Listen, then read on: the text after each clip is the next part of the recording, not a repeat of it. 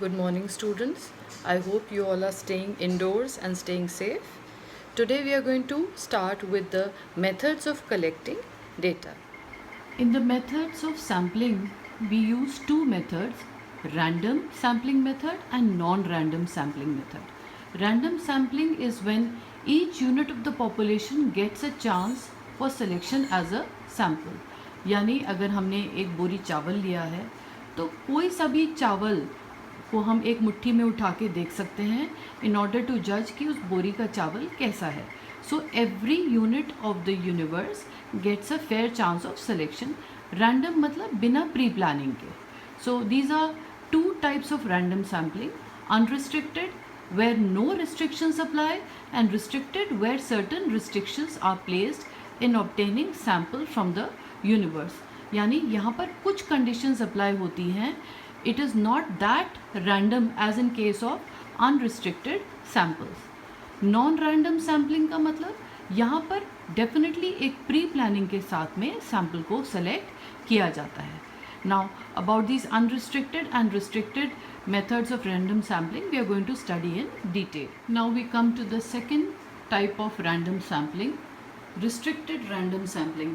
In restricted random sampling there are certain things we have to remember while selecting the sample. We will have to follow certain restrictions. What are these restricted random methods of sampling? Number 1, systematic sampling. Number 2, stratified sampling. And number 3, multi-stage sampling. First of all, we are going to discuss systematic sampling. When every nth unit is selected from the universe, it is known as systematic sampling. Like जितना भी number है universe में उसकी कोई भी nth unit अगर हम select करते हैं तो वो एक सिस्टम है, इसलिए we are following systematic sampling. अब ये nth यूनिट कैसे डिसाइड करेंगे? एग्जाम्पल, पॉपुलेशन का साइज़ है 10,000, सैम्पल का साइज़ है 200, मतलब हमें 200 सैम्पल चाहिए आउट ऑफ 10,000 जो हमारी यूनिट्स हैं उनमें से. तो हम कैसे सेलेक्ट करेंगे? 10,000 upon 200 which comes to 50. So every 50th unit needs to be selected. इसका मतलब ये नहीं है कि हम 50 फिर 100 ऐसे करके सेलेक्ट करें. हो सकता है हमारी पहली यूनिट 20th यूनिट हो लेकिन उसके बाद फिर 70th फिर 120th, तो ऐसे हम कर सकते हैं. नॉर्मली ये वाला जो तरीका है सैम्पलिंग का, सिस्टमैटिक सैम्पलिंग, इस तरह से सैम्पलिंग की जाती है जहाँ पर क्वालिटी टेस्टिंग की जाती है. फॉर एग्जांपल, आपकी कोल्ड ड्रिंक्स हैं, अगर उनकी क्वालिटी को टेस्ट करना है तो रैंडम इसी सिस्टम को फॉलो करके टेस्ट किया जा सकता है. Now it's merits can be seen. Number 1, it is convenient. अभी आपको बताया एक सिस्टम हमें फॉलो करना है, तो जो भी इस सिस्टम को फॉलो करेगा उसके लिए बड़ा आसान है सैम्पल को कलेक्ट करना. Saves time and it saves money. बहुत कम समय में और बहुत कम पैसे के साथ में हम इस मेथड से सैम्पल कलेक्ट कर सकते हैं. Demerits can be used when data is arranged in a systematic manner. यानी अगर हमारी पॉपुलेशन एक ऑर्डर में अरेंज्ड है तभी हम इस मेथड को यूज़ कर सकते हैं. बिकॉज अगर हमारी पॉपुलेशन एक ऑर्डर में अरेंज नहीं है तो हमारी nth यूनिट ज़रूरी नहीं है हमें सेटिस्फैक्ट्री रिजल्ट दे. So it should be arranged in such a manner that population एक तो होमोजीनियस हो, तो कोई भी nth unit will be conducive to our nature of inquiry. दूसरी चीज़, इट कैन बी मिसयूज्ड. अगर किसी को एक सिस्टम हमारा पता चल जाए तो शायद वो अगली बार उसे मैनिपुलेट करने की कोशिश भी कर सकता है. Like if they know that we are going to collect the 50th unit, तो शुरुआत में ना सही लेकिन आगे के लॉट में इस चीज़ को मेक श्योर किया जा सकता है that the 50th unit is of a higher quality. और इस तरह से हम अगर कलेक्ट करेंगे ये samples for quality control, we can be easily misled. Later in this chapter we are going to discuss stratified and multi-stage sampling. In restricted random sampling we have already covered systematic sampling. Now we come to stratified or mixed sampling. Sampling when population consists of different groups with different characteristics can be done through stratified sampling. The population is divided into groups or strata on the basis of their characteristics and some items are selected from each strata.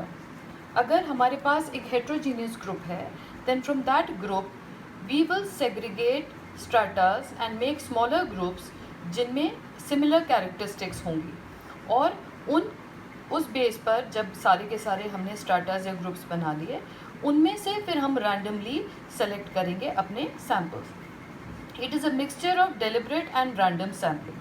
You will be able to understand stratified or mixed sampling with the help of the following example.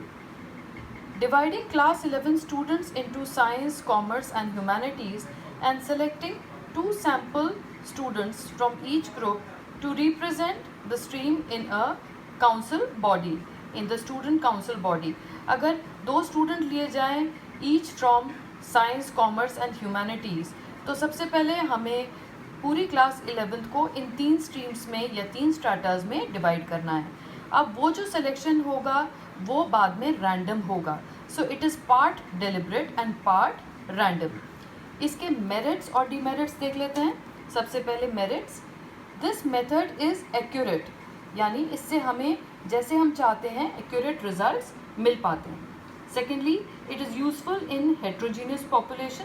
I have just told you, जहाँ heterogeneous data होगा, जहाँ data ऐसा है जिसमें अलग अलग features या qualities हैं, वहाँ पर ये मेथड बहुत ज़्यादा यूज़फुल है. It saves time because at the same time हमने जैसे ही ग्रुप्स बनाए, हमारे simultaneous samples from each group आसानी से कलेक्ट हो जाते हैं. Next we come to demerits. Demerits क्या है इसके? It is costly. कॉस्टली इसलिए क्योंकि अगर हमें इसी चीज़ को इन अ बिग वे करना है तो हमारा ज़्यादा खर्चा होता है. It may give misleading results. पहली स्टेज जो है जिसमें स्ट्राटा बनाना है उसको तो हम मैनिपुलेट नहीं कर पाते, लेकिन सेकंड स्टेज जिसको रैंडम होना है उस स्टेज में मैनिपुलेशन इज़ पॉसिबल. सो जहाँ भी डेटा में मैनिपुलेशन पॉसिबल है तो रिजल्ट्स मिसलीडिंग आ सकते हैं. Next we come to multi stage sampling. Multi stage sampling third method है रिस्ट्रिक्टेड रैंडम सैम्पलिंग का. इसके अंदर samples are selected at various stages. For example, when there is selection of 10 males from a village who are graduates, तो पहली stage में पूरे village में से मेल्स को सेलेक्ट किया जाएगा. सेकेंड स्टेज में लिटरेट मेल्स को सेलेक्ट किया जाएगा, यानी जो पढ़े हुए हैं. And then in the third stage the people who are graduates amongst the literates. So in these 3 stages, the moment we find out who are the graduates, out of these graduates we will have to find 10 graduates for whom we are going to use as our sample. So initial first 3 are deliberate. That means we are making these choices as per predetermined conditions or restrictions, but the last part has to be random. So that is why it is restricted and random. Let us come to the merits of this method. Number 1, it is convenient. As you can see, when the order is decided, so it is very easy for us to follow. So it becomes very convenient. It saves time and money. The easier the method is, the lesser the time is required. So time is saved and money in collection of data is also required less as compared to other methods. It is flexible because knowing the needs, we can modulate the data accordingly and we can suit our data to the given circumstances. Demerits, it is less accurate as compared to other methods. Why so? Again, less accuracy is only when slight manipulation is done in the data. Otherwise, normally this data gives us accurate results. Not suitable, it is not suitable in limited area of investigation. When our investigation is done for a limited area, then we need not do it in so many stages. We can simply do it in any of the previous 2 methods. Okay. Later now we are going to study the methods of non-random sampling.